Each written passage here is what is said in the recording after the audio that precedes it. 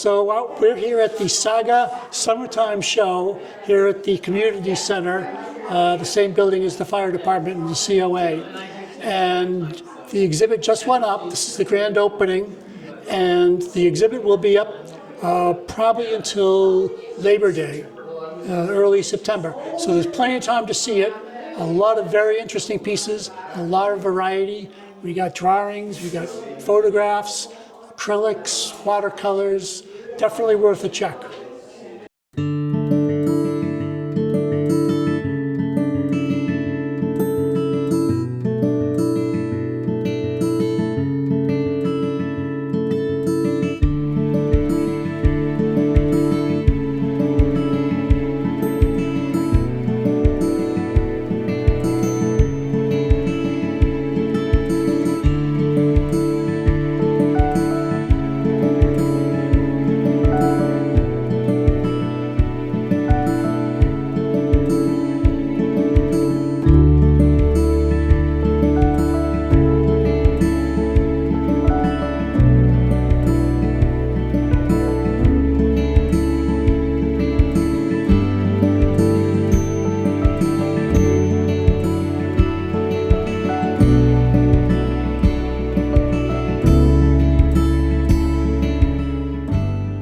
I paint primarily from the heart, not from the head.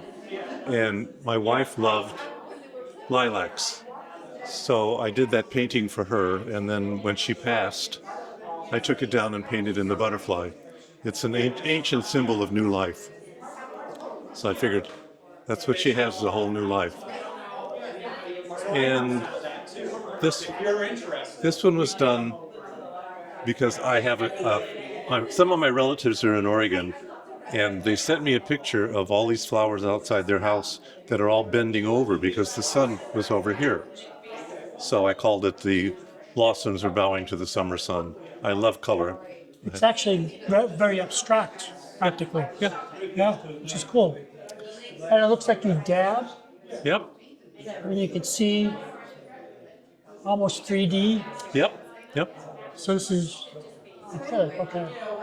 I don't know what you're painting. There's actually, because it's old, you can't see it as much, but there's a lot of dashing in there as well. It's pointillism. So it looks like layers. There's a lot of layering. Yep. Colors on top of color. Yep. Very nice. And this one has a long story to it. When I was getting my degree in education, I was teaching in a 90% African American school in Washington, D.C., and in the fourth grade, and I got to know most of the students, but one of them got in trouble. And he ended up going to juvenile court because he broke into an elderly woman's home the Sunday after Easter because he knew she had Easter candy.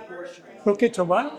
She broke into an elderly woman's home because she thought she had Easter candy. Oh my. He thought she was at church, but she had a cold and she was upstairs. Anyway, he got arrested. 10 years old, spent the night in jail. The parents called me the next day and said, would you go to court with us? And go to court for what?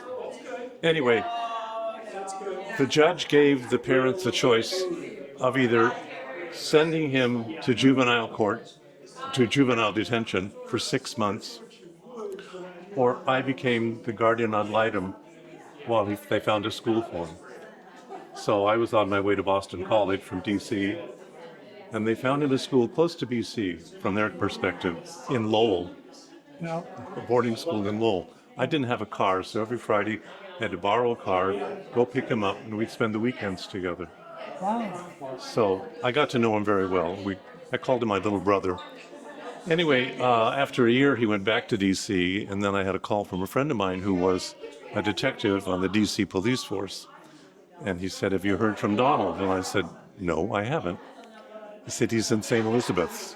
What? He's at St. Elizabeth's. It was a hospital because he overdosed. So I went down to visit him, and he wouldn't look at me. He was so ashamed. But I finally told him, I said, you're here in the hospital because you made a mistake, and they're going to keep you here until they know that you can manage on your own. So a year and a half later, I get another call from my detective friend. Said, did you hear from Donald's family? I said, no. He died from an overdose. So I carried that around for years, and I finally decided I've got to somehow cleanse myself, go through the grief process. So I painted him when he died at the age of 14, and I called it Tribute to Donald, Free at Last. Well, it's a very whimsical picture with a very sad story. Yeah, well, he was so much fun. That's what I tried to remember about him, is all the fun we had together. Going around Boston, people look at me as this white guy with this young black kid. What's all that about? Anyway, Well, thank you. It's a very interesting story. Wow.